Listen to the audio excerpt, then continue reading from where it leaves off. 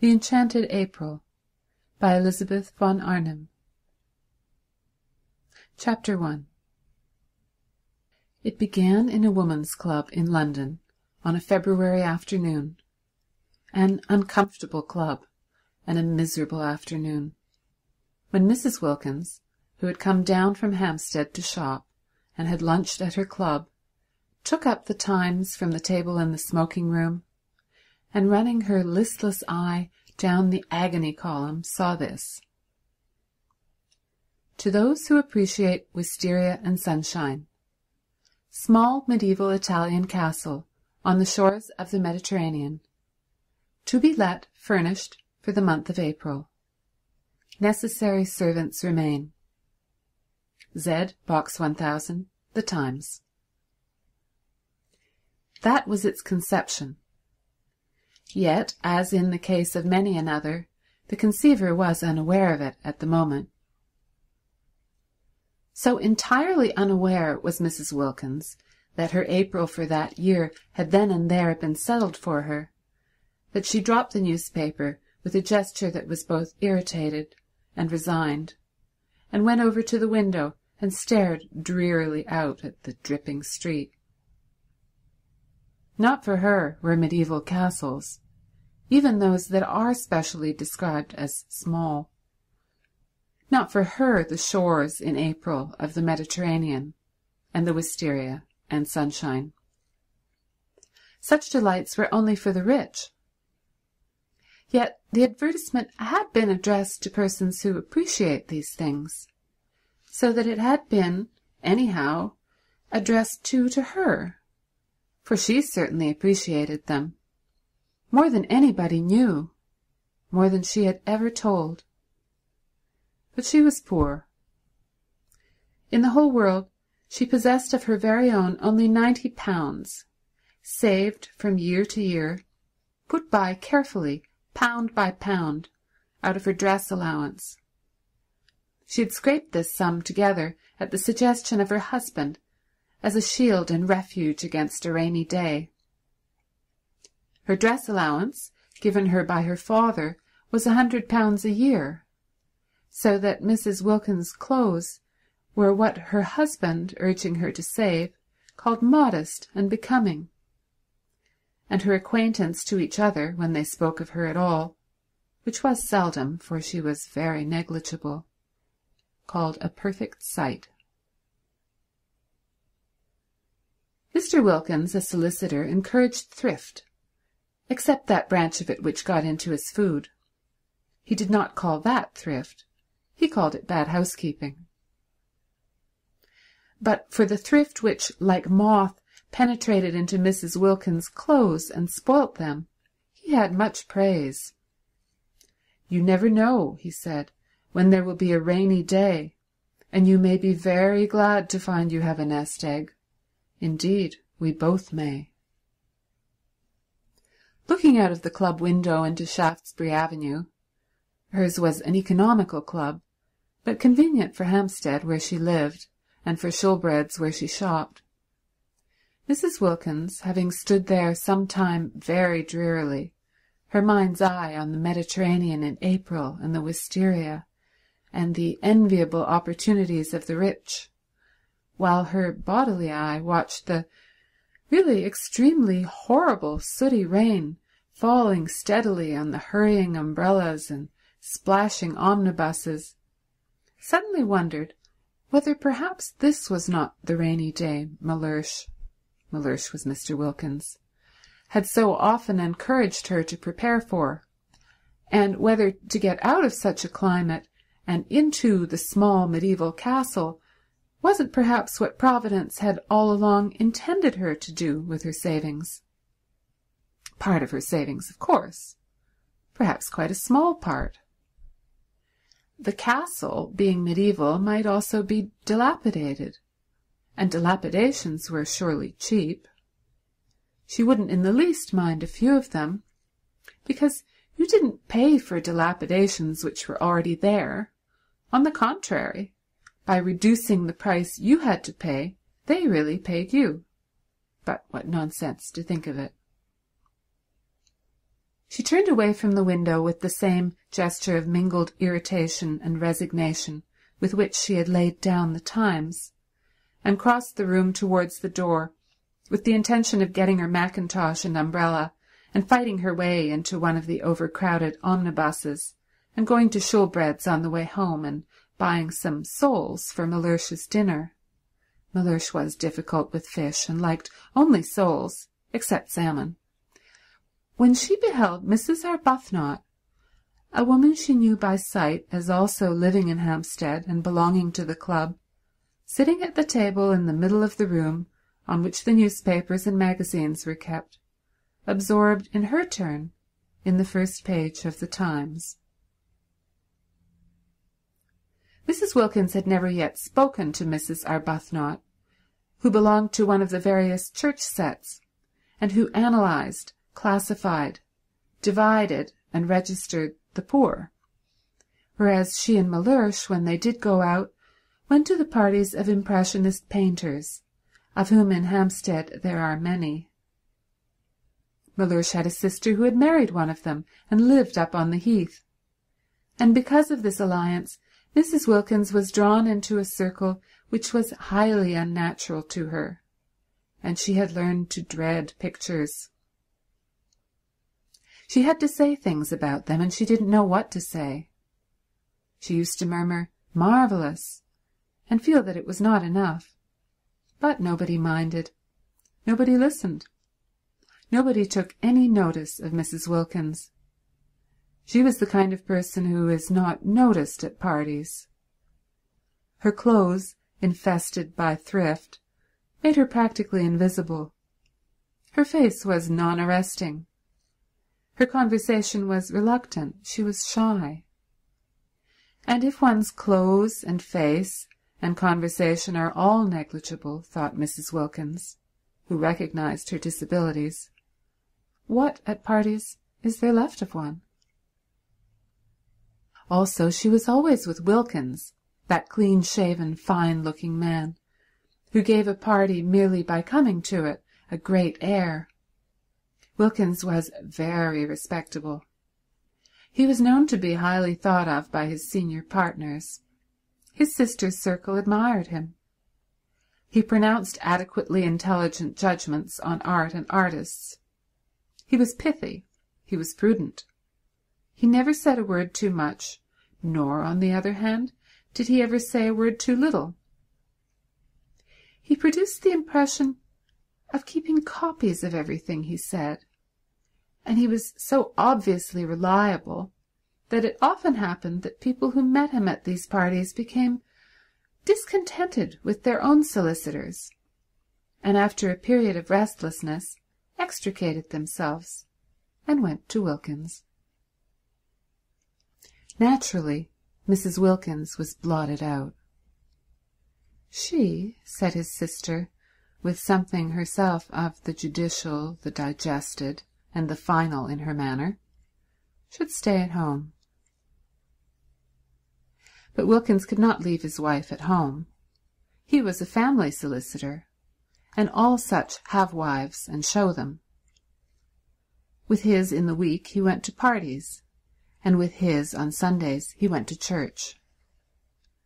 Being still fairly young, he was 39, and ambitious of old ladies, of whom he had not yet acquired in his practice a sufficient number, he could not afford to miss church, and it was there that Mrs. Wilkins became familiar, though never through words, with Mrs. Arbuthnot.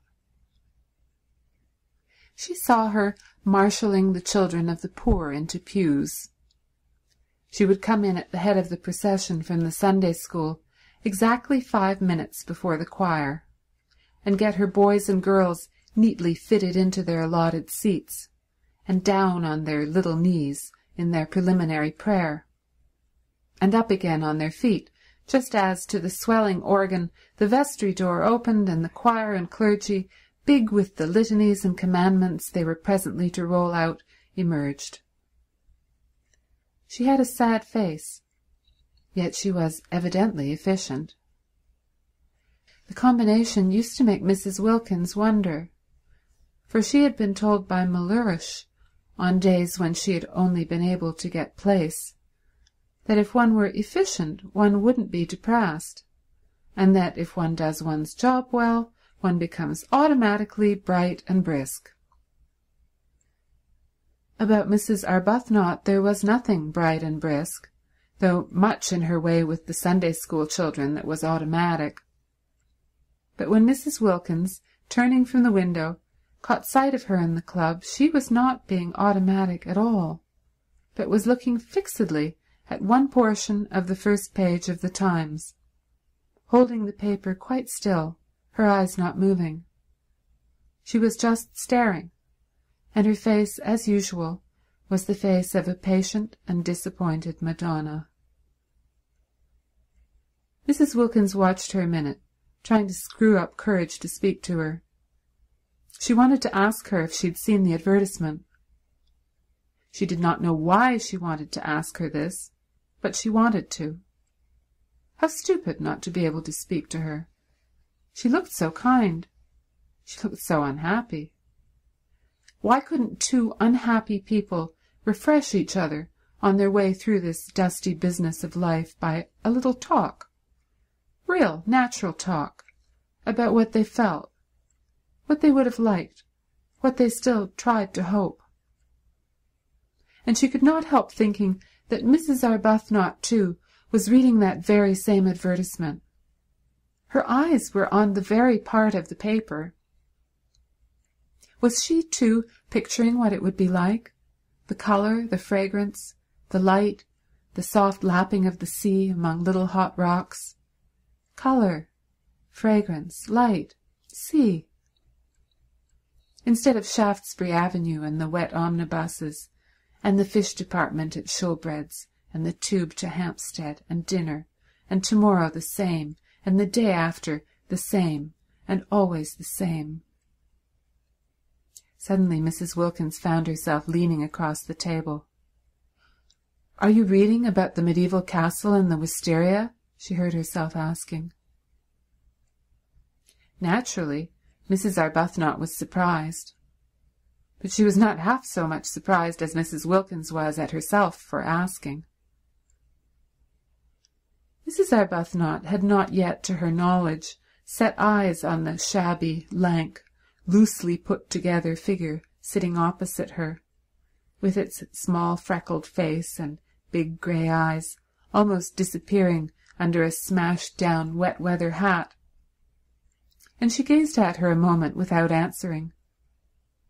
She was reading about the medieval castle and the wisteria, or rather had read about it 10 minutes before, and since then had been lost in dreams of light, of colour, of fragrance, of the soft lapping of the sea among little hot rocks. "Why do you ask me that?" she said in her grave voice, for her training of and by the poor had made her grave and patient. Mrs. Wilkins flushed and looked excessively shy and frightened. "Oh, only because I saw it too, and I thought somehow," she stammered. Whereupon Mrs. Arbuthnot, her mind being used to getting people into lists and divisions, from habit considered, as she gazed thoughtfully at Mrs. Wilkins, under what heading, supposing she had to classify her, she could most properly be put. "And I know you by sight," went on Mrs. Wilkins, who, like all the shy, once she was started, lunged on, frightening herself to more and more speech by the sheer sound of what she had said last in her ears. "Every Sunday. I see you every Sunday in church." "In church?" echoed Mrs. Arbuthnot. "And this seems such a wonderful thing, this advertisement about the wisteria and—" Mrs. Wilkins, who must have been at least 30, broke off and wriggled in her chair with the movement of an awkward and embarrassed schoolgirl. "It seems so wonderful," she went on in a kind of burst, "and it is such a miserable day." And then she sat looking at Mrs. Arbuthnot with the eyes of an imprisoned dog. This poor thing, thought Mrs. Arbuthnot, whose life was spent in helping and alleviating, needs advice. She accordingly prepared herself patiently to give it. "If you see me in church," she said, kindly and attentively, "I suppose you live in Hampstead too?" "Oh, yes," said Mrs. Wilkins, and she repeated, her head on its long, thin neck drooping a little, as if the recollection of Hampstead bowed her. "Oh, yes." "Where?" asked Mrs. Arbuthnot, who, when advice was needed, naturally first proceeded to collect the facts. But Mrs. Wilkins, laying her hand softly and caressingly on the part of the Times where the advertisement was, as though the mere printed words of it were precious, only said, "Perhaps that is why this seems so wonderful." "No, I think that's wonderful anyhow," said Mrs. Arbuthnot, forgetting facts and faintly sighing. "Then you were reading it?" "Yes," said Mrs. Arbuthnot, her eyes going dreamy again. "Wouldn't it be wonderful?" murmured Mrs. Wilkins. "Wonderful," said Mrs. Arbuthnot. Her face, which had lit up, faded into patience again. "Very wonderful," she said. "But it's no use wasting one's time thinking of such things." "Oh, but it is," was Mrs. Wilkins' quick, surprising reply. Surprising because it was so much unlike the rest of her, the characterless coat and skirt, the crumpled hat, the undecided wisp of hair straggling out. "And just the considering of them is worthwhile in itself. Such a change from Hampstead. And sometimes I really do believe, if one considers hard enough, one gets things." Mrs. Arbuthnot observed her patiently. In what category would she, supposing she had to, put her? "Perhaps," she said, leaning forward a little, "you will tell me your name. If we are to be friends," she smiled her grave smile, "as I hope we are, we'd better begin at the beginning." "Oh, yes, how kind of you. I'm Mrs. Wilkins," said Mrs. Wilkins. "I don't expect," she added, flushing, as Mrs. Arbuthnot said nothing, "that it conveys anything to you. Sometimes it doesn't seem to convey anything to me either. But," she looked round with a movement of seeking help, "I am Mrs. Wilkins." She did not like her name. It was a mean, small name, with a kind of facetious twist, she thought, about its end, like the upward curve of a pug-dog's tail. There it was, however. There was no doing anything with it. Wilkins she was, and Wilkins she would remain. And though her husband encouraged her to give it on all occasions as Mrs. Mellersh Wilkins, she only did that when he was within earshot, for she thought Mellersh made Wilkins worse, emphasizing it in the way Chatsworth on the gateposts of a villa emphasizes the villa. When first he suggested she should add Mellersh, she had objected for the above reason, and after a pause— Mellersh was much too prudent to speak except after a pause, during which presumably he was taking a careful mental copy of his coming observation, he said, much displeased, "But I am not a villa," and looked at her as he looks who hopes for perhaps the 100th time that he may not have married a fool. Of course he was not a villa, Mrs. Wilkins assured him. She had never supposed he was. She had not dreamed of meaning. She was only just thinking. The more she explained, the more earnest became Mellersh's hope, familiar to him by this time, for he had then been a husband for 2 years, that he might not by any chance have married a fool.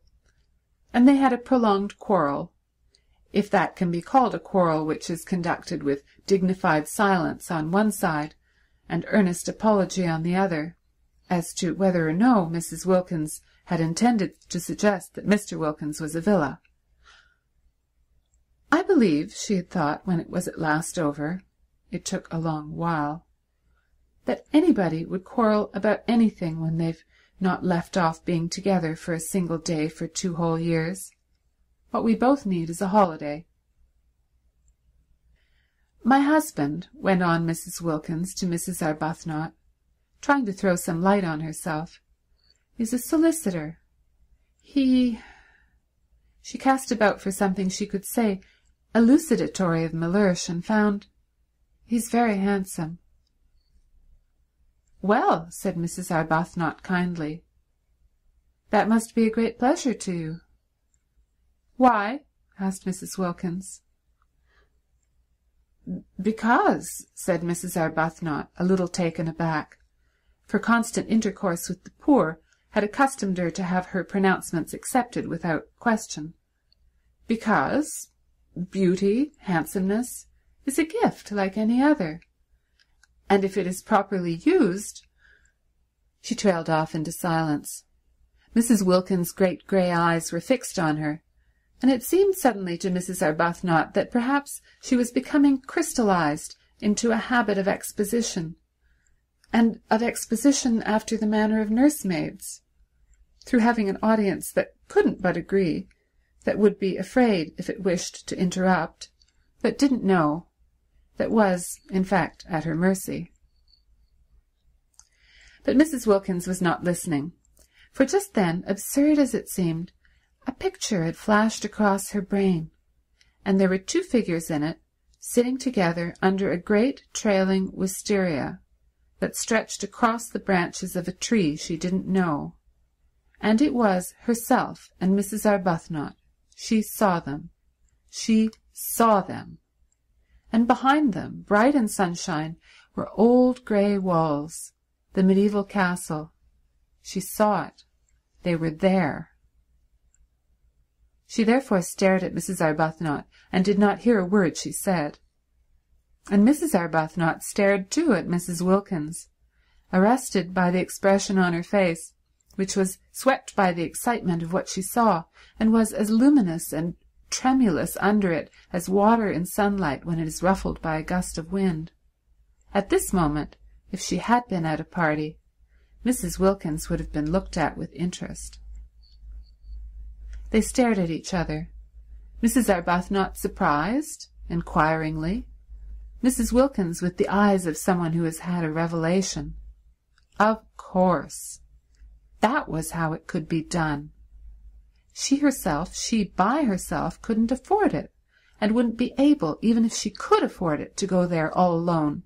But she and Mrs. Arbuthnot together— She leaned across the table. "Why don't we try and get it?" she whispered. Mrs. Arbuthnot became even more wide-eyed. "Get it?" she repeated. "Yes," said Mrs. Wilkins, still as though she were afraid of being overheard. "Not just sit here and say, 'How wonderful,' and then go home to Hampstead without having put out a finger. Go home just as usual and see about the dinner and the fish, just as we've been doing for years and years, and will go on doing for years and years. In fact," said Mrs. Wilkins, flushing to the roots of her hair, for the sound of what she was saying, of what was coming pouring out, frightened her, and yet she couldn't stop, "I see no end to it. There is no end to it. So that there ought to be a break. There ought to be intervals, in everybody's interests. Why, it would really be being unselfish to go away and be happy for a little, because we would come back so much nicer. You see, after a bit, everybody needs a holiday." "But how do you mean, get it?" asked Mrs. Arbuthnot. "Take it," said Mrs. Wilkins. "Take it." "Rent it." "Hire it." "Have it." "But do you mean you and I?" "Yes, between us, share. Then it would only cost half, and you look exactly as if you wanted it just as much as I do, as if you ought to have a rest, have something happy happen to you." "Why, but we don't know each other." But just think how well we would if we went away together for a month. And I've saved for a rainy day. Look at it. She is unbalanced, thought Mrs. Arbuthnot. Yet she felt strangely stirred. Think of getting away for a whole month, from everything, to heaven. She shouldn't say things like that, thought Mrs. Arbuthnot. The vicar. Yet she felt strangely stirred. It would indeed be wonderful to have a rest, a cessation. Habit, however, steadied her again, and years of intercourse with the poor made her say with the slight, though sympathetic superiority of the explainer, "But then, you see, heaven isn't somewhere else. It is here and now. We are told so." She became very earnest, just as she did when trying patiently to help and enlighten the poor. "Heaven is within us," she said in her gentle, low voice. "We are told that on the very highest authority. And you know the lines about the kindred points, don't you?" "Oh, yes, I know them," interrupted Mrs. Wilkins impatiently. "The kindred points of heaven and home," continued Mrs. Arbuthnot, who was used to finishing her sentences. "Heaven is in our home." "It isn't?" said Mrs. Wilkins, again surprisingly. Mrs. Arbuthnot was taken aback. Then she said gently, "Oh, but it is. It is there if we choose, if we make it." "I do choose, and I do make it, and it isn't," said Mrs. Wilkins. Then Mrs. Arbuthnot was silent, for she too sometimes had doubts about homes. She sat and looked uneasily at Mrs. Wilkins, feeling more and more the urgent need to getting her classified. If she could only classify Mrs. Wilkins, get her safely under her proper heading, she felt that she herself would regain her balance, which did seem very strangely to be slipping all to one side. For neither had she had a holiday for years, and the advertisement when she saw it had set her dreaming, and Mrs. Wilkins' excitement about it was infectious, and she had the sensation, as she listened to her impetuous, odd talk and watched her lit-up face, that she was being stirred out of sleep. Clearly Mrs. Wilkins was unbalanced, but Mrs. Arbuthnot had met the unbalanced before. Indeed, she was always meeting them, and they had no effect on her own stability at all, whereas this one was making her feel quite wobbly, quite as though to be off and away, away from her compass points of God, husband, home, and duty. She didn't feel as if Mrs. Wilkins intended Mr. Wilkins to come too, and just for once be happy would be both good and desirable, which of course it wasn't, which certainly of course it wasn't. She also had a nest egg, invested gradually in the post office savings bank, but to suppose that she would ever forget her duty to the extent of drawing it out and spending it on herself was surely absurd. Surely she couldn't, she wouldn't ever do such a thing. Surely she wouldn't, she couldn't ever forget her poor, forget misery and sickness as completely as that? No doubt a trip to Italy would be extraordinarily delightful, but there were many delightful things one would like to do, and what was strength given to one for, except to help one not to do them? Steadfast as the points of the compass to Mrs. Arbuthnot were the great 4 facts of life: God, husband, home, duty. She had gone to sleep on these facts years ago, after a period of much misery, her head resting on them as on a pillow, and she had a great dread of being awakened out of so simple and untroublesome a condition. Therefore it was that she searched with earnestness for a heading under which to put Mrs. Wilkins, and in this way illumine and steady her own mind.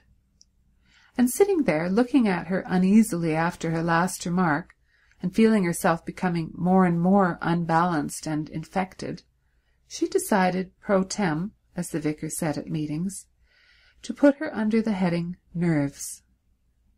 it was just possible that she ought to go straight into the category hysteria, which was often only the antechamber to lunacy, but Mrs. Arbuthnot had learned not to hurry people into their final categories, having on more than one occasion discovered with dismay that she had made a mistake, and how difficult it had been to get them out again, and how crushed she had been with the most terrible remorse.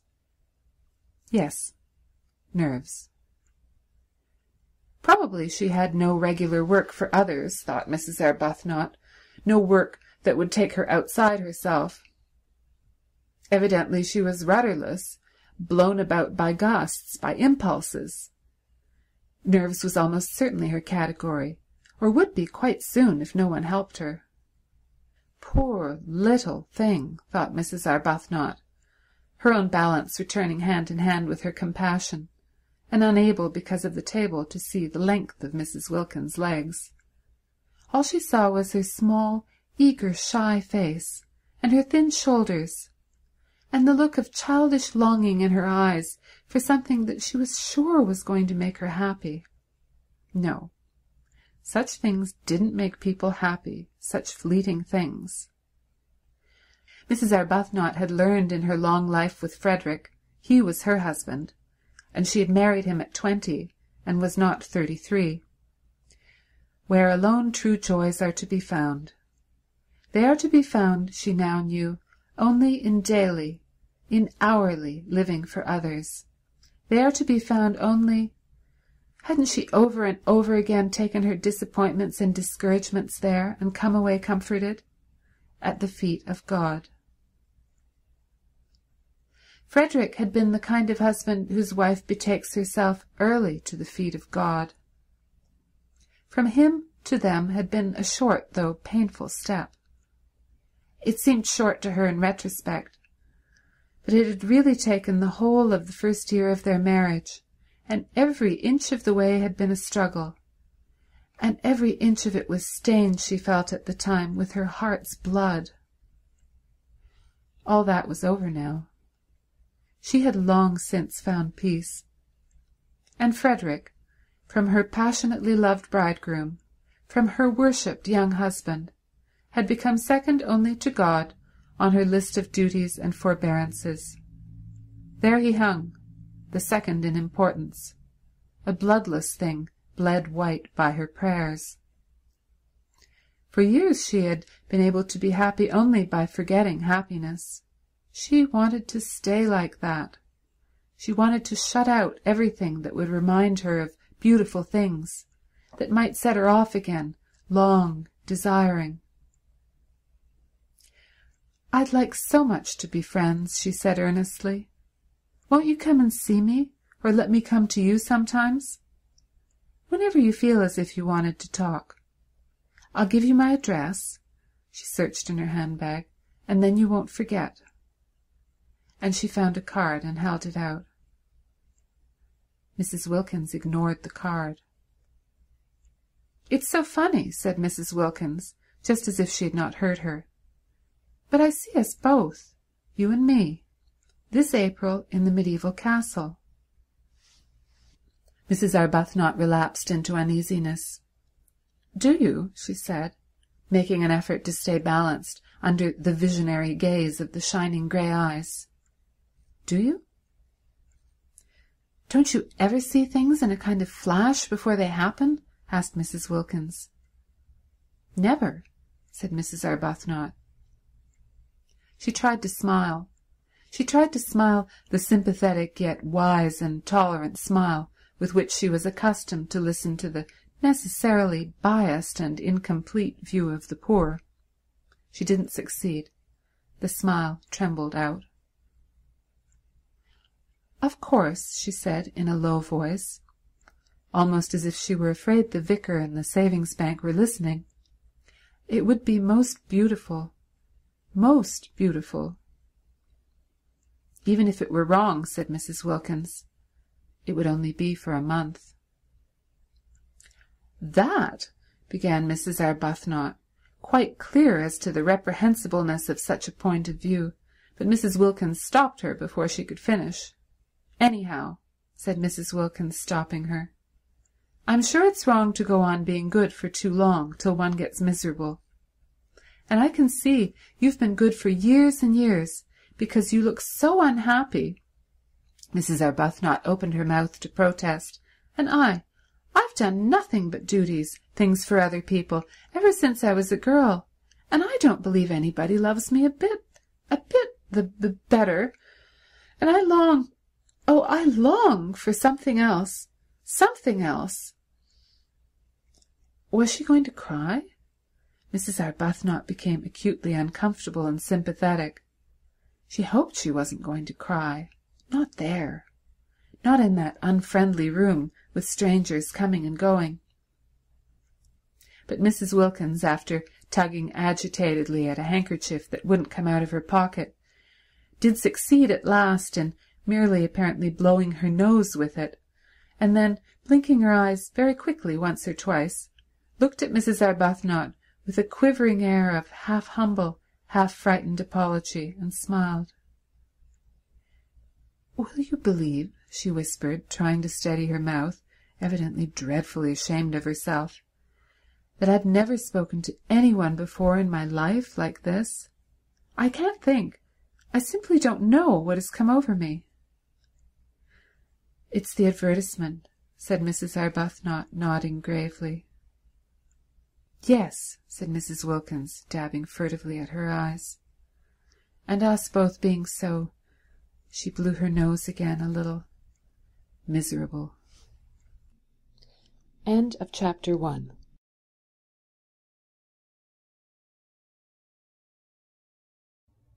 Chapter 2. Of course Mrs. Arbuthnot was not miserable. How could she be, she asked herself, when God was taking care of her? But she let that pass for the moment, unrepudiated, because of her conviction that here was another fellow creature in urgent need of her help. And not just boots and blankets and better sanitary arrangements this time, but the more delicate help of comprehension, of finding the exact right words. The exact right words, she presently discovered, after trying various ones about living for others, and prayer, and the peace to be found in placing oneself unreservedly in God's hands. To meet all these words, Mrs. Wilkins had other words, incoherent and yet, for the moment at least, till one had had more time, difficult to answer. The exact right words were a suggestion that it would do no harm to answer the advertisement, non-committal, mere inquire. And what disturbed Mrs. Arbuthnot about this suggestion was that she did not make it solely to comfort Mrs. Wilkins.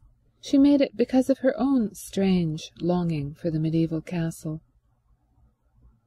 This was very disturbing. There she was, accustomed to direct, to lead, to advise, to support. Except Frederick, she long since had learned to leave Frederick to God.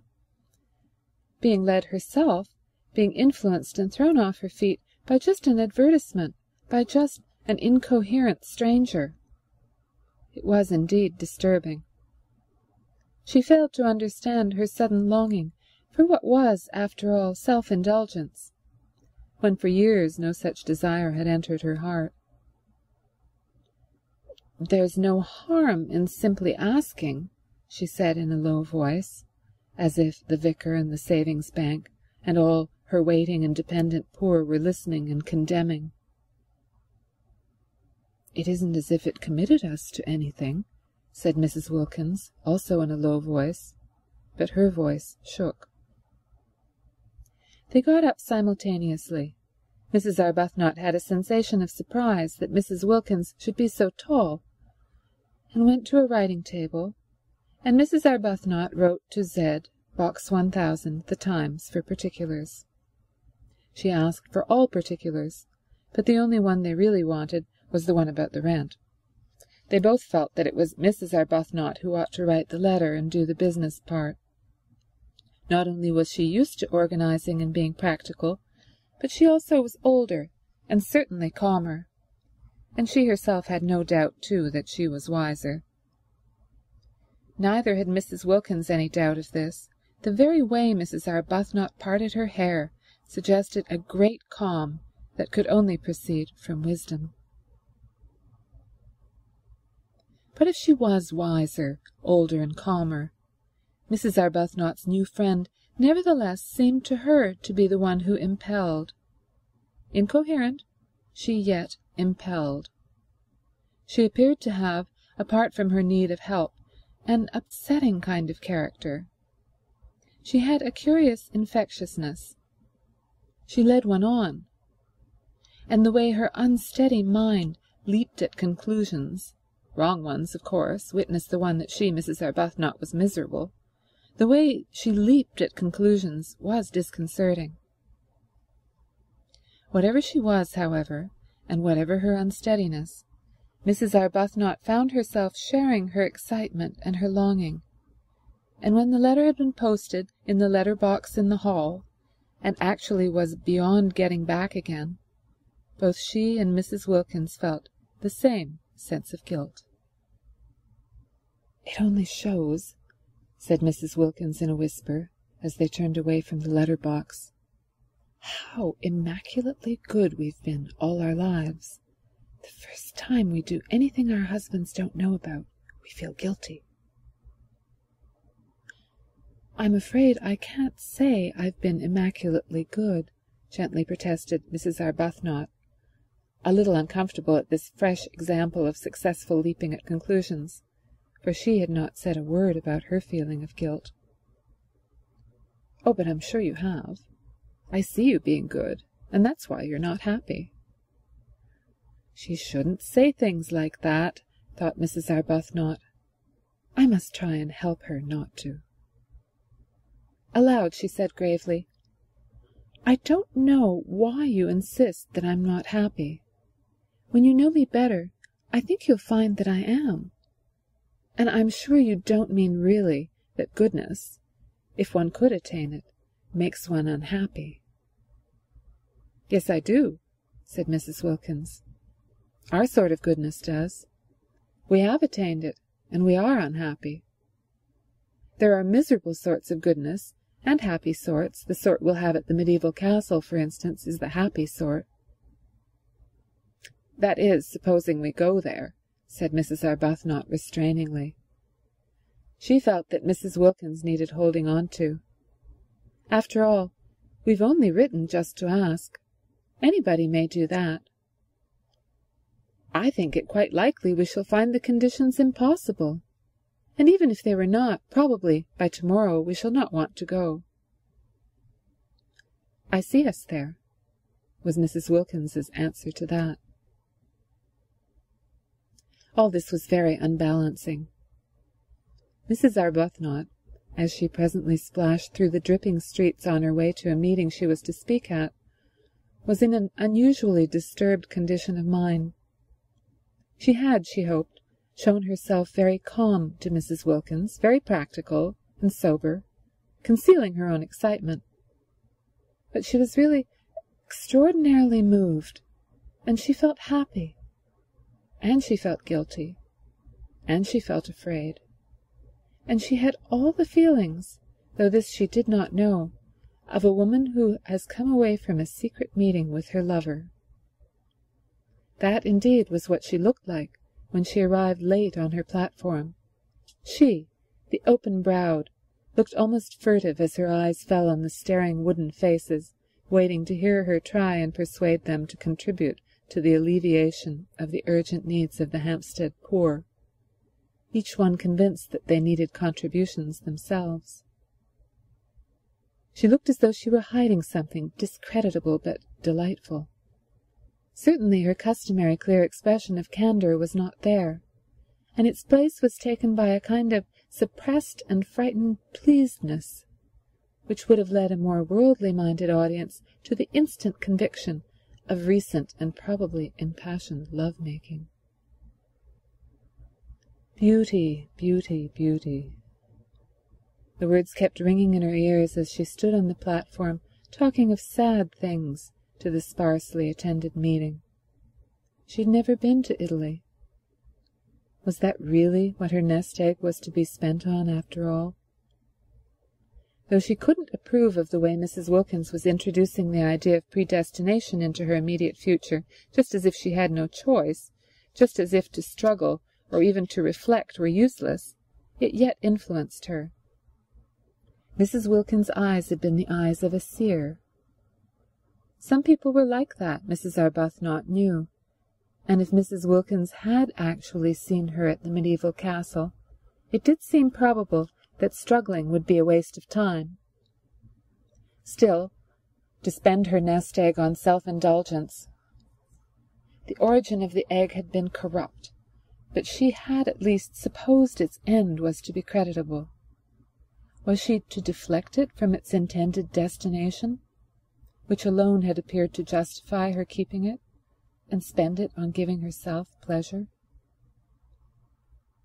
Mrs. Arbuthnot spoke on and on, so much practised in the kind of speech that she could have said it all in her sleep, and at the end of the meeting, her eyes dazzled by her secret visions, she hardly noticed that nobody was moved in any way whatever, least of all in the way of contributions. But the vicar noticed. The vicar was disappointed. Usually his good friend and supporter, Mrs. Arbuthnot, succeeded better than this. And what was even more unusual, she appeared, he observed, not even to mind. "I can't imagine," he said to her as they parted, speaking irritably, for he was irritated both by the audience and by her, "what these people are coming to. Nothing seems to move them." "Perhaps they need a holiday," suggested Mrs. Arbuthnot. An unsatisfactory, a queer reply, the vicar thought. "In February?" he called after her sarcastically. "Oh, no, not till April," said Mrs. Arbuthnot over her shoulder. Very odd, thought the vicar. Very odd indeed. And he went home and was not, perhaps, quite Christian to his wife. That night in her prayers Mrs. Arbuthnot asked for guidance. She felt she ought really to ask, straight out and roundly, that the medieval castle should already have been taken by someone else and the whole thing thus be settled, but her courage failed her. Suppose her prayer were to be answered? No, she couldn't ask it. She couldn't risk it. And after all, she almost pointed this out to God, if she spent her present nest egg on a holiday, she could quite soon accumulate another. Frederick pressed money on her, and it would only mean, while she rolled up a second egg, that for a time her contributions to the parish charities would be less. And then it could be the next nest egg whose original corruption would be purged away by the use to which it was finally put. For Mrs. Arbuthnot, who had no money of her own, was obliged to live on the proceeds of Frederick's activities, and her very nest egg was the fruit, posthumously ripened, of ancient sin. The way Frederick made his living was one of the standing distresses of her life. He wrote immensely popular memoirs, regularly, every year, of the mistresses of kings. There were in history numerous kings who had had mistresses, and there were still more numerous mistresses who had had kings, so that he had been able to publish a book of memoirs during each year of his married life. And even so, there were greater, further piles of these ladies waiting to be dealt with. Mrs. Arbuthnot was helpless. Whether she liked it or not, she was obliged to live on the proceeds. He gave her a dreadful sofa once, after the success of his Du Barry memoir, with swollen cushions and soft, receptive lap, and it seemed to her a miserable thing that there, in her very home, should flaunt this reincarnation of a dead old French sinner. Simply good, convinced that morality is the basis of happiness, the fact that she and Frederick should draw their sustenance from guilt, however much purged by the passage of centuries, was one of the secret reasons of her sadness. The more the memoired lady had forgotten herself, the more his book about her was read, and the more free-handed he was to his wife, and all that he gave her was spent after adding slightly to her nest egg, for she did hope and believe that one day people would cease to want to read of wickedness, and then Frederick would need supporting, on helping the poor.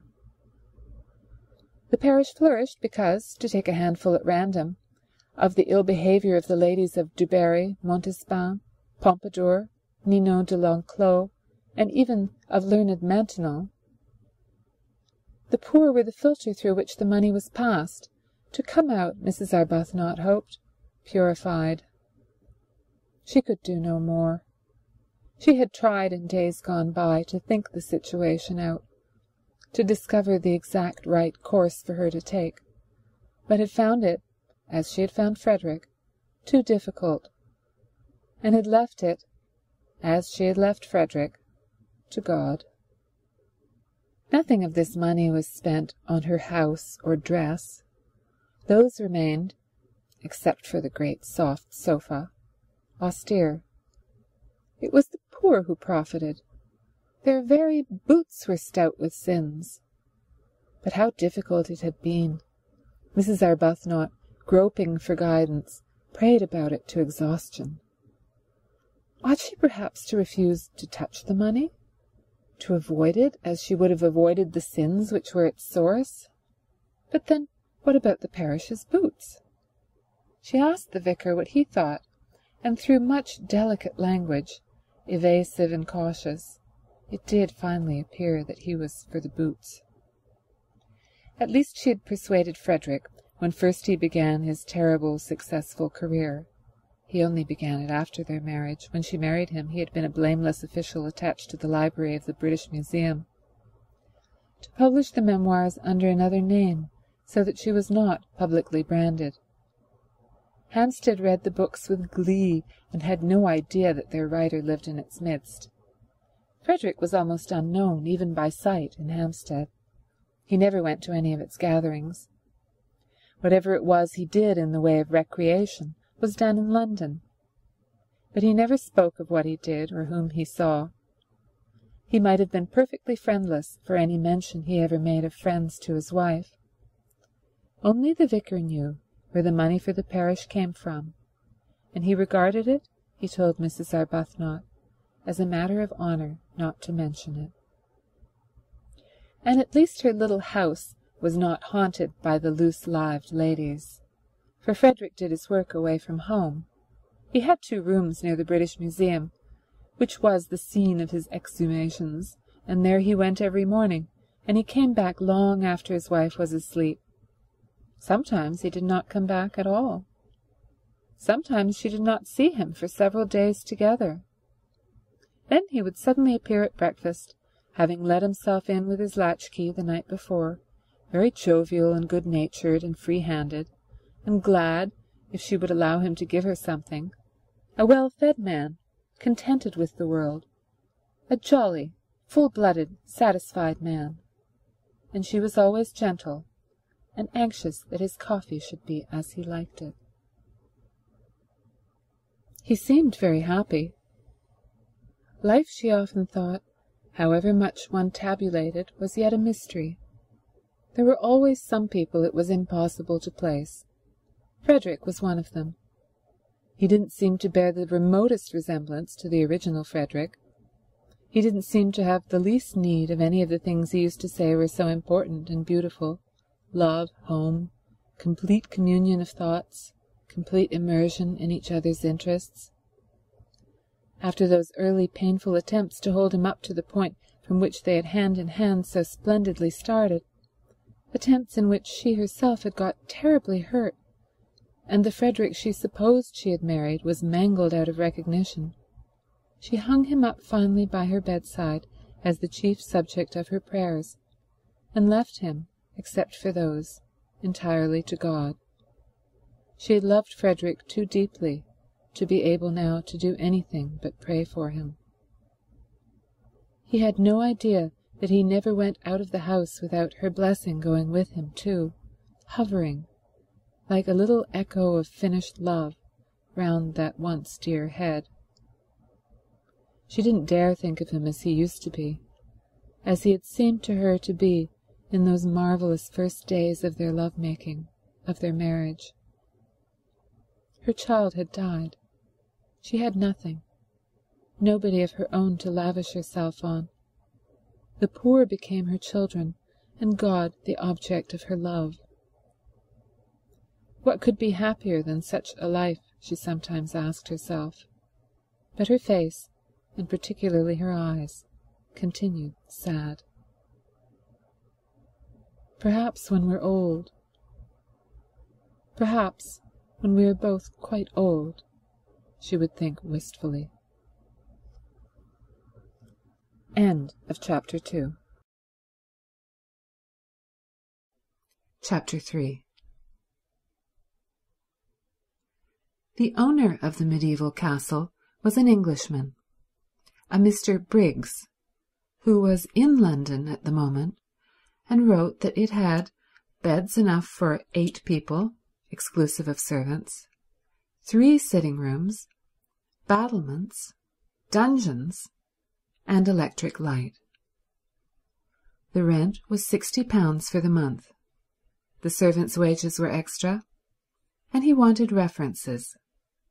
He wanted assurances that the second half of his rent would be paid, the first half being paid in advance, and he wanted assurances of respectability from a solicitor or a doctor or a clergyman. He was very polite in his letter, explaining that his desire for references was what was usual and should be regarded as a mere formality. Mrs. Arbuthnot and Mrs. Wilkins had not thought of references, and they had not dreamed a rent could be so high.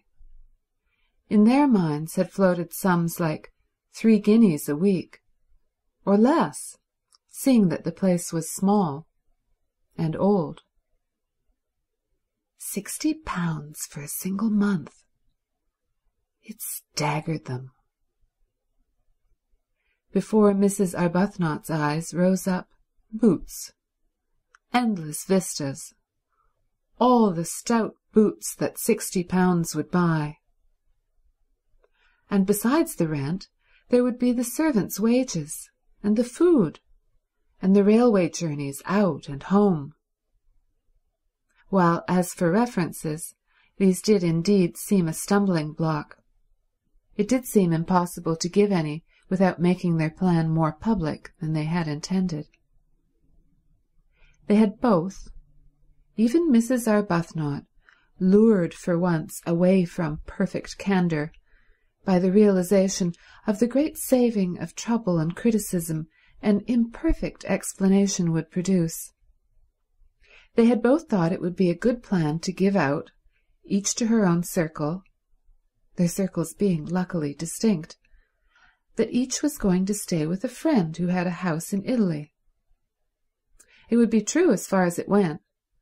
Mrs. Wilkins asserted that it would be quite true, but Mrs. Arbuthnot thought it wouldn't be quite. And it was the only way, Mrs. Wilkins said, to keep Mellersh even approximately quiet.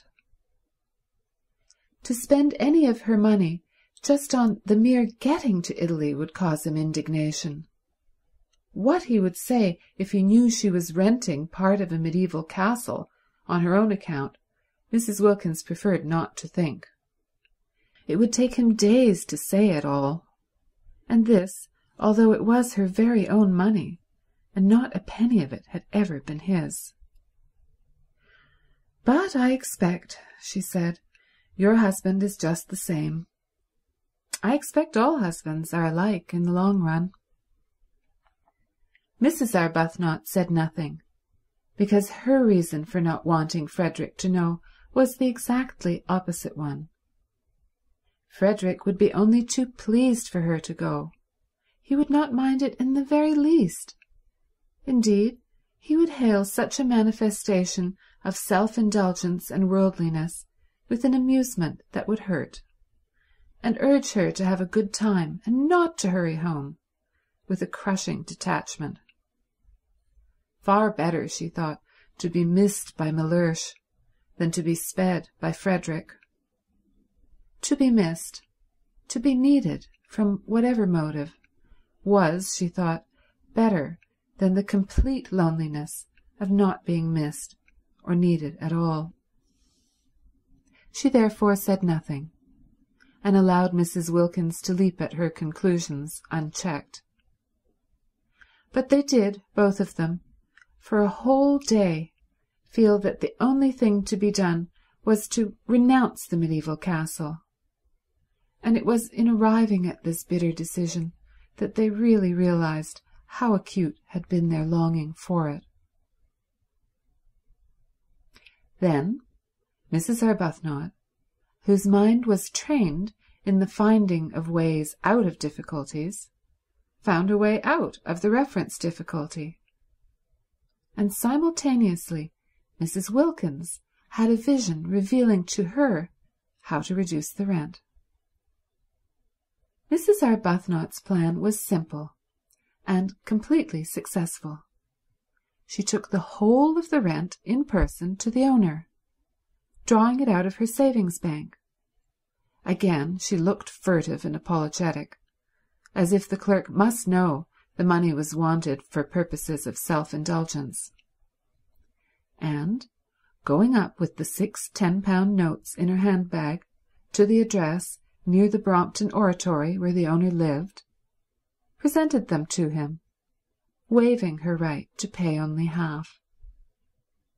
And when he saw her, and her parted hair and soft dark eyes and sober apparel, and heard her grave voice, he told her not to bother about writing round for those references.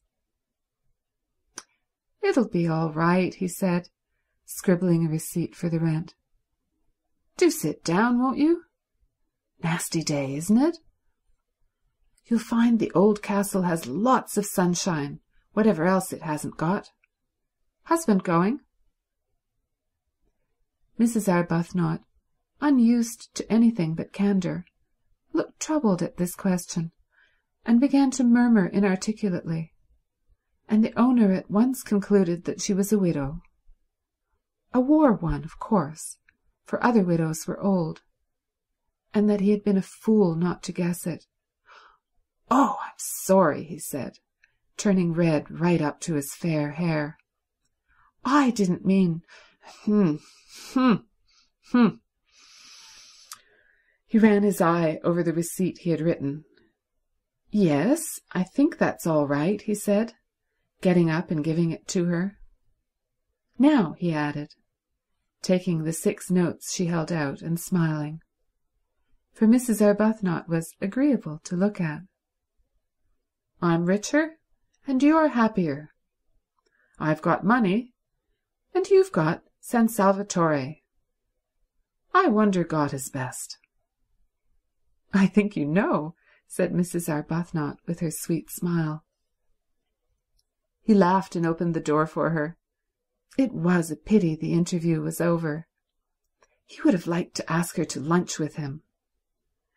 She made him think of his mother, of his nurse, of all things kind and comforting, besides having the attraction of not being his mother or his nurse. "I hope you'll like the old place," he said, holding her hand a minute at the door. The very feel of her hand, even through its glove, was reassuring. It was the sort of hand, he thought, that children would like to hold in the dark. "In April, you know, it's simply a mass of flowers. And then there's the sea. You must wear white. You'll fit in very well. There's several portraits of you there." "Portraits?" "Madonnas, you know. There's one on the stairs really exactly like you." Mrs. Arbuthnot smiled and said good-bye and thanked him. Without the least trouble and at once, she had got him placed in his proper category. He was an artist, and of an effervescent temperament. She shook hands and left, and he wished she hadn't. after she was gone he supposed that he ought to have asked for those references, if only because she would think him so unbusinesslike not to. But he could as soon have insisted on references from a saint in a nimbus as from that grave, sweet lady. Rose Arbuthnot. Her letter making the appointment lay on the table. Pretty name. That difficulty then was overcome. But there still remained the other one, the really annihilating effect of the expense on the nest eggs, and especially on Mrs. Wilkins, which was in size, compared with Mrs. Arbuthnot's, as the egg of the plover to that of the duck. And this, in its turn, was overcome by the vision vouchsafed to Mrs. Wilkins, revealing to her the steps to be taken for its overcoming. Having got San Salvatore, the beautiful, the religious name fascinated them. They in their turn would advertise in the agony column of the Times, and would inquire after 2 more ladies of similar desires to their own to join them and share the expenses. At once the strain of the nest eggs would be reduced from half to a quarter. Mrs. Wilkins was prepared to fling her entire egg into the adventure, but she realized that if it were to cost even 6pence over her £90, her position would be terrible. Imagine going to Merlurch and saying, "I owe." It would be awful enough if some day circumstances forced her to say, "I have no nest egg." But at least she would be supported in such a case by the knowledge that the egg had been her own. She therefore, though prepared to fling her last penny into the adventure, was not prepared to fling into it a single farthing that was not demonstrably her own, and she felt that if her share of the rent was reduced to £15 only, she would have a safe margin for the other expenses. Also, they might economize very much on food, gather olives off their own trees and eat them, for instance, and perhaps catch fish. Of course, as they pointed out to each other, they could reduce the rent to an almost negligible sum by increasing the number of sharers. They could have 6 more ladies instead of 2, if they wanted to, seeing that there were 8 beds. But supposing the 8 beds were distributed in couples in 4 rooms, it would not be altogether what they wanted, to find themselves shut up at night with a stranger. Besides, they thought that perhaps having so many would not be quite so peaceful. After all, they were going to San Salvatore for peace and rest and joy, and 6 more ladies, especially if they got into one's bedroom, might a little interfere with that. However, there seemed to be only 2 ladies in England at that moment who had any wish to join them, for they had only 2 answers to their advertisement. "Well, we only want 2, said Mrs. Wilkins, quickly recovering, for she had imagined a great rush. "I think a choice would have been a good thing," said Mrs. Arbuthnot. "You mean because then we needn't have had Lady Caroline Dester." "I didn't say that," gently protested Mrs. Arbuthnot. "We needn't have her," said Mrs. Wilkins. "Just 1 more person would help us a great deal with the rent. We're not obliged to have 2. "But why should we not have her? She seems really quite what we want." "Yes, she does from her letter," said Mrs. Wilkins doubtfully. She felt she would be terribly shy of Lady Caroline. Incredible as it may seem, seeing how they get into everything, Mrs. Wilkins had never come across any members of the aristocracy. They interviewed Lady Caroline, and they interviewed the other applicant, a Mrs. Fisher. Lady Caroline came to the club in Shaftesbury Avenue and appeared to be wholly taken up by one great longing, a longing to get away from everybody she had ever known. When she saw the club, and Mrs. Arbuthnot, and Mrs. Wilkins, she was sure that here was exactly what she wanted. She would be in Italy, a place she adored. She would not be in hotels, places she loathed. She would not be staying with friends, persons she disliked. And she would be in the company of strangers who would never mention a single person she knew, for the simple reason that they had not, could not have, and would not come across them. She asked a few questions about the fourth woman and was satisfied with the answers. Mrs. Fisher, of Prince of Wales Terrace, a widow. She, too, would be unacquainted with any of her friends. Lady Caroline did not even know where Prince of Wales Terrace was. "It's in London," said Mrs. Arbuthnot. "Is it?" said Lady Caroline. It all seemed most restful. Mrs. Fisher was unable to come to the club because, she explained by letter, she could not walk without a stick. Therefore, Mrs. Arbuthnot and Mrs. Wilkins went to her. "But if she can't come to the club, how can she go to Italy?" wondered Mrs. Wilkins aloud. "We shall hear that from her own lips," said Mrs. Arbuthnot. From Mrs. Fisher's lips they merely heard, in reply to delicate questioning, that sitting in trains was not walking about, and they knew that already. Except for the stick, however, she appeared to be a most desirable fourth, quiet, educated, elderly. She was much older than they or Lady Caroline. Lady Caroline had informed them she was 28, but not so old as to have ceased to be active-minded. She was very respectable indeed, and still wore a complete suit of black, though her husband had died, she told them, 11 years before. Her house was full of signed photographs of illustrious Victorian dead, all of whom she said she had known when she was little.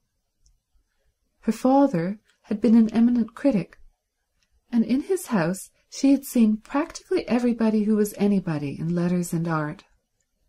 Carlyle had scowled at her. Matthew Arnold had held her on his knee. Tennyson had sonorously rallied her on the length of her pigtail. She animatedly showed them the photographs, hung everywhere on her walls, pointing out the signatures with her stick, and she neither gave any information about her own husband nor asked for any about the husbands of her visitors, which was the greatest comfort. Indeed, she seemed to think that they also were widows, for on inquiring who the fourth lady was to be, and being told it was a Lady Caroline Dester, she said, "Is she a widow too?" And on their explaining that she was not, because she had not yet been married, observed with abstracted amiability, "All in good time." But Mrs. Fisher's very abstractedness, and she seemed to be absorbed chiefly in the interesting people she used to know, and in their memorial photographs, and quite a good part of the interview was taken up by reminiscent anecdote of Carlyle, Meredith, Matthew Arnold, Tennyson, and a host of others. Her very abstractedness was a recommendation. She only asked, she said, to be allowed to sit quiet in the sun and remember. That was all Mrs. Arbuthnot and Mrs. Wilkins asked of their sharers. It was their idea of a perfect sharer that she should sit quiet in the sun and remember, rousing herself on Saturday evenings sufficiently to pay her share. Mrs. Fisher was very fond, too, she said, of flowers, and once, when she was spending a weekend with her father at Box Hill— "Who lived at Box Hill?" interrupted Mrs. Wilkins, who hung on Mrs. Fisher's reminiscences, intensely excited by meeting somebody who had actually been familiar with all that really and truly and undoubtedly great, actually seen them, heard them talking, touched them. Mrs. Fisher looked at her over the top of her glasses in some surprise. Mrs. Wilkins, in her eagerness to tear the heart out quickly of Mrs. Fisher's reminiscences, afraid that at any moment Mrs. Arbuthnot would take her away and she wouldn't have heard half, had already interrupted several times with questions which appeared ignorant to Mrs. Fisher. "Meredith, of course," said Mrs. Fisher rather shortly. "I remember a particular weekend," she continued. "My father often took me, but I always remember this weekend particularly." "Did you know Keats?" eagerly interrupted Mrs. Wilkins. Mrs. Fisher, after a pause, said with sub-acid reserve that she had been unacquainted with both Keats and Shakespeare. "Of course, how ridiculous of me," cried Mrs. Wilkins, flushing scarlet. "It's because—" she floundered. "It's because the immortals somehow still seem alive, don't they? As if they were here, going to walk into the room in another minute, and one forgets they're dead. In fact, one knows perfectly well that they're not dead. Not nearly so dead as you and I even now," she assured Mrs. Fisher, who observed her over the top of her glasses. "I thought I saw Keats the other day," Mrs. Wilkins incoherently proceeded, driven on by Mrs. Fisher's look over the top of her glasses. "In Hampstead. Crossing the road in front of that house, you know, the house where he lived."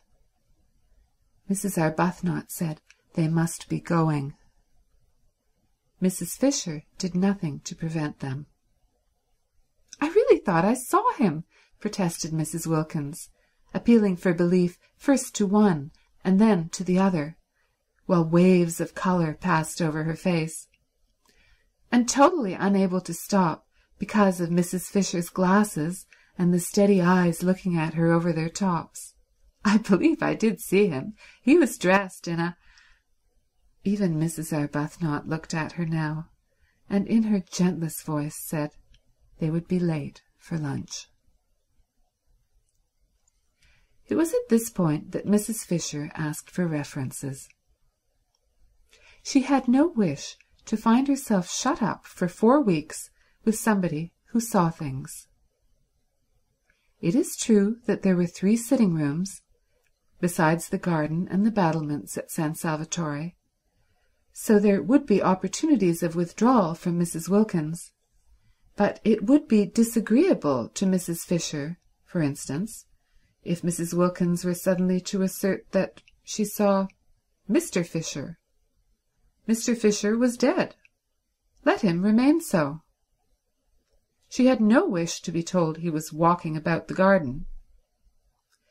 The only reference she really wanted, for she was much too old and firmly seated in her place in the world for questionable associates to matter to her, was one with regard to Mrs. Wilkins' health. Was her health quite normal? Was she an ordinary, everyday, sensible woman? Mrs. Fisher felt that if she were given even one address, she would be able to find out what she needed. So she asked for references, and her visitors appeared to be so much taken aback, Mrs. Wilkins, indeed, was instantly sobered, that she added, "It is usual." Mrs. Wilkins found her speech first. "But," she said, "aren't we the ones who ought to ask for some from you?" And this seemed to Mrs. Arbuthnot, too, the right attitude. Surely it was they who were taking Mrs. Fisher into their party, and not Mrs. Fisher who was taking them into it. For answer, Mrs. Fisher, leaning on her stick, went to the writing table, and in a firm hand wrote down 3 names and offered them to Mrs. Wilkins. And the names were so respectable. More, they were so momentous, they were so nearly august, that just to read them was enough. The President of the Royal Academy, the Archbishop of Canterbury, and the Governor of the Bank of England. Who would dare disturb such personages in their meditations with inquiries as to whether a female friend of theirs was all she should be? "They have known me since I was little," said Mrs. Fisher. Everybody seemed to have known Mrs. Fisher since or when she was little. "I don't think references are nice things at all between ordinary decent women," burst out Mrs. Wilkins, made courageous by being, as she felt, at bay. For she very well knew that the only reference she could give without getting into trouble was Shoolbred, and she had little confidence in that, as it would be entirely based on Mellersh's fish. "We're not business people. We needn't distrust each other." And Mrs. Arbuthnot said, with a dignity that yet was sweet, "I'm afraid references do bring an atmosphere into our holiday plan that isn't quite what we want, and I don't think we'll take yours up or give you any ourselves, so that I suppose you won't wish to join us." And she held out her hand in goodbye. Then Mrs. Fisher, her gaze diverted to Mrs. Arbuthnot, who inspired trust and liking even in tube officials, felt that she would be idiotic to lose the opportunity of being in Italy in the particular conditions offered, and that she and this calm-browed woman between them would certainly be able to curb the other one when she had her attacks. So she said, taking Mrs. Arbuthnot's offered hand, "Very well, I waive references." She waived references. The two, as they walked to the station in Kensington High Street, could not help thinking that this way of putting it was lofty. Even Mrs. Arbuthnot, spendthrift of excuses for lapses, thought Mrs. Fisher might have used other words. And Mrs. Wilkins, by the time she got to the station, and the walk and the struggle on the crowded pavement with other people's umbrellas had warmed her blood, actually suggested waiving Mrs. Fisher. "If there is any waiving to be done, do let us be the ones who waive," she said eagerly. But Mrs. Arbuthnot, as usual, held on to Mrs. Wilkins, and presently, having cooled down in the train, Mrs. Wilkins announced that at San Salvatore Mrs. Fisher would find her level. "I see her finding her level there," she said, her eyes very bright. Whereupon Mrs. Arbuthnot, sitting with her quiet hands folded, turned over in her mind how best she could help Mrs. Wilkins not to see quite so much, or at least, if she must see, to see in silence. End of chapter 3.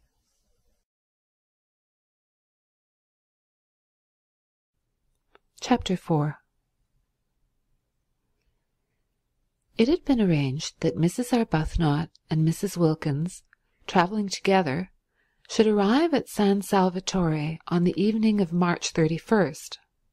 The owner, who told them how to get there, appreciated their disinclination to begin their time in it on April 1st. And Lady Caroline and Mrs. Fisher, as yet unacquainted, and therefore under no obligations to bore each other on the journey, for only towards the end would they find out by a process of sifting who they were to arrive on the morning of April 2nd.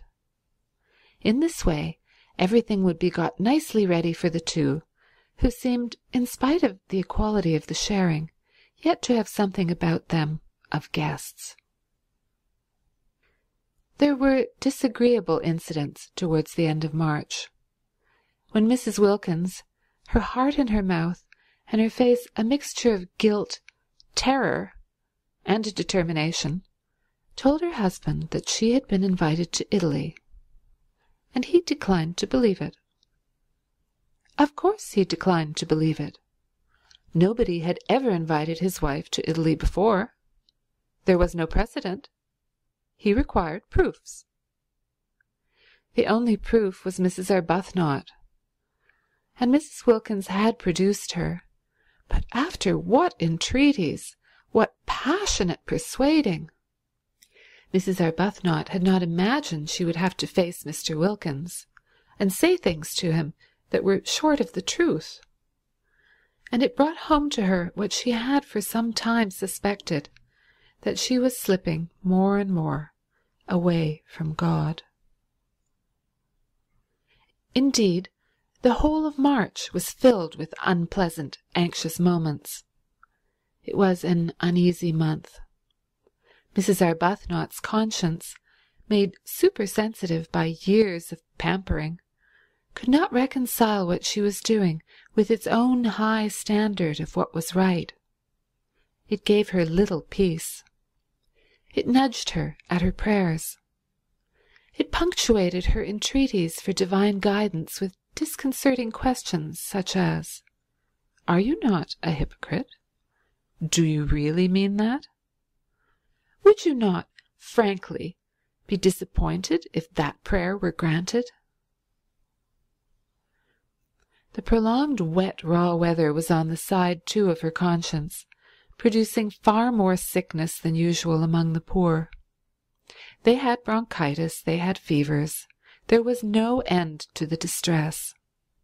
And here she was going off, spending precious money on going off, simply and solely to be happy. One woman being happy. And these piteous multitudes. She was unable to look the vicar in the face. He did not know, nobody knew, what she was going to do, and from the very beginning she was unable to look anybody in the face. She excused herself from making speeches appealing for money. How could she stand up and ask people for money when she herself was spending so much on her own selfish pleasure? Nor did it help her or quiet her that, having actually told Frederick, in her desire to make up for what she was squandering, that she would be grateful if he would let her have some money, he instantly gave her a cheque for £100. He asked no questions.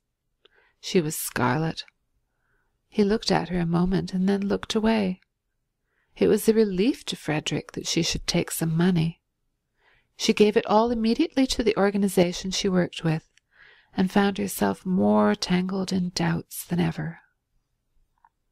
Mrs. Wilkins, on the contrary, had no doubts. She was quite certain that it was a most proper thing to have a holiday, and altogether right and beautiful to spend one's own hard-collected savings on being happy. "Think how much nicer we shall be when we come back," she said to Mrs. Arbuthnot, encouraging that pale lady. No, Mrs. Wilkins had no doubts, but she had fears, and March was for her too an anxious month, with the unconscious Mr. Wilkins coming back daily to his dinner and eating his fish in the silence of imagined security. Also, things happen so awkwardly. It really is astonishing how awkwardly they happen. Mrs. Wilkins, who was very careful all this month to give Mellersh only the food he liked, buying it and hovering over its cooking with a zeal more than common, succeeded so well that Mellersh was pleased, definitely pleased. So much pleased that he began to think he might, after all, have married the right wife, instead of, as he had frequently suspected, the wrong one. The result was that on the third Sunday in the month, Mrs. Wilkins had made up her trembling mind that on the fourth Sunday, there being 5 in that March, and it being on the 5th of them that she and Mrs. Arbuthnot were to start, she would tell Mellersh of her invitation. On the third Sunday, then, after a very well-cooked lunch in which the Yorkshire pudding had melted in his mouth and the apricot tart had been so perfect that he ate it all, Mellersh, smoking his cigar by the brightly burning fire, the while hail gusts banged on the window, said, "I am thinking of taking you to Italy for Easter," and paused for her astounded and grateful ecstasy. None came. The silence in the room, except for the hail hitting the windows and the gay roar of the fire, was complete.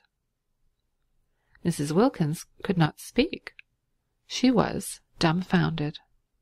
The next Sunday was the day she had meant to break her news for him, and she had not yet even prepared the form of words in which she would break it.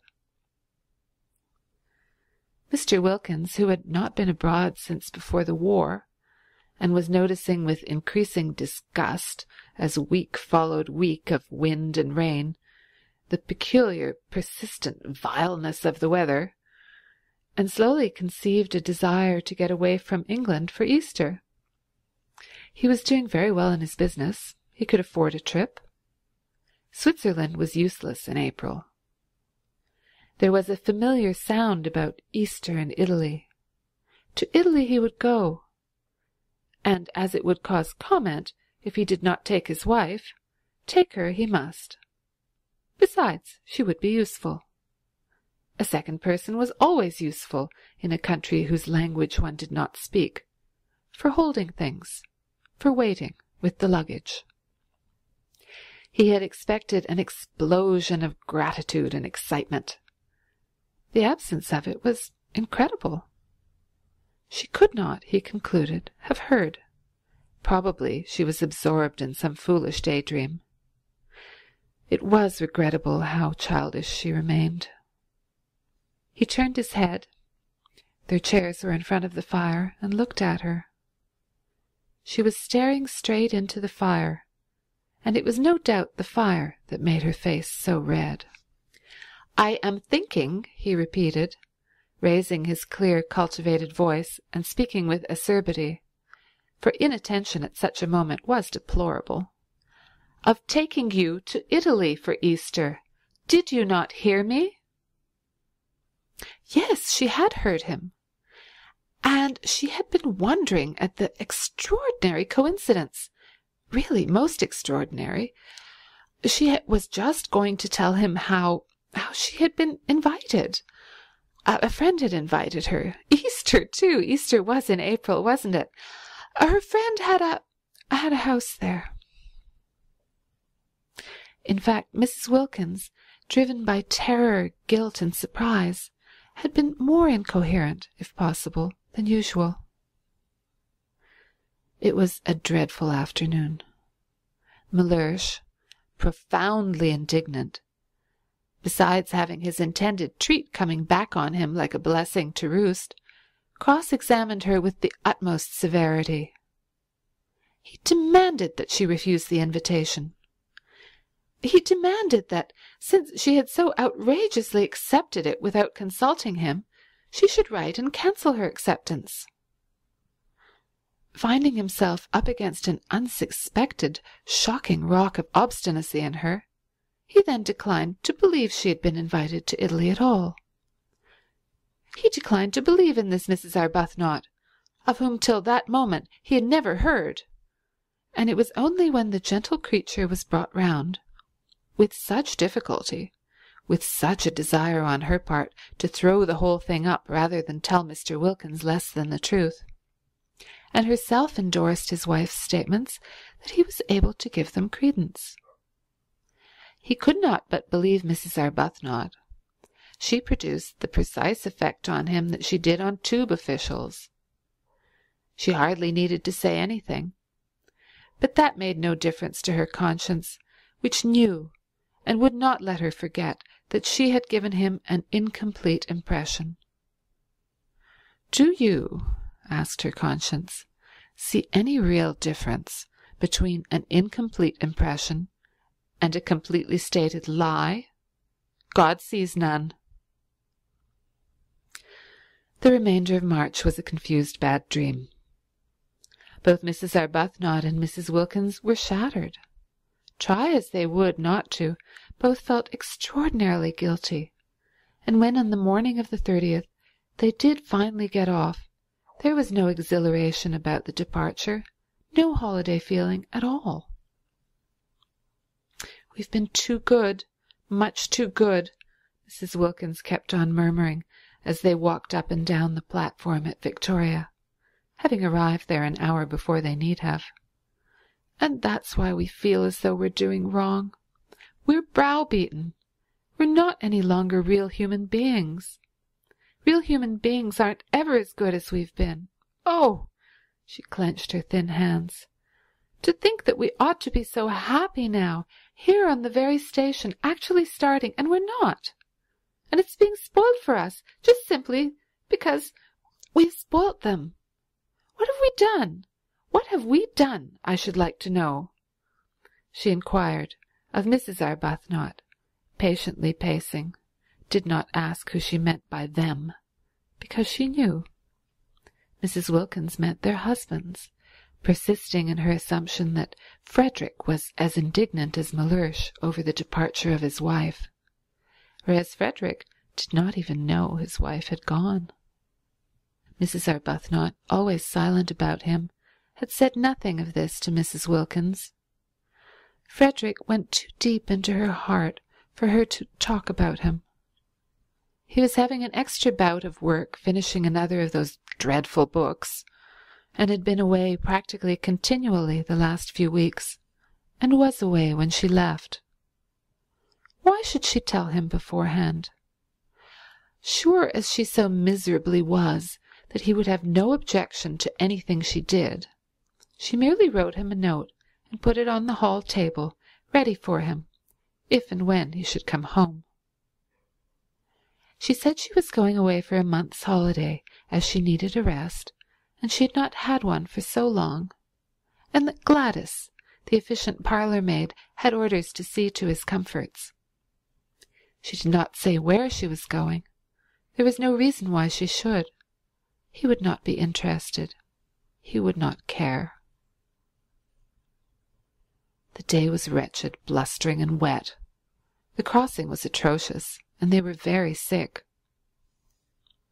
But after having been very sick, just to arrive at Calais and not be sick was happiness, and it was there that the real splendour of what they were doing first began to warm their benumbed spirits. It got hold of Mrs. Wilkins first, and spread from her like a rose-coloured flame over her pale companion.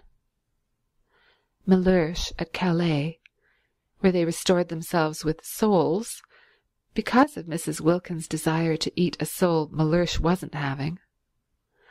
Mellersh at Calais had already begun to dwindle and seem less important. None of the French porters knew him. Not a single official at Calais cared a fig for Mellersh. In Paris there was no time to think of him, because their train was late, and they only just caught the Turin train at the Gare de Lyon. And by the afternoon of the next day, when they got into Italy, England, Frederick, Mellersh, the vicar, the poor, Hampstead, the club, Shoolbred, everybody and everything, the whole inflamed, sore dreariness had faded to the dimness of a dream. End of chapter 4.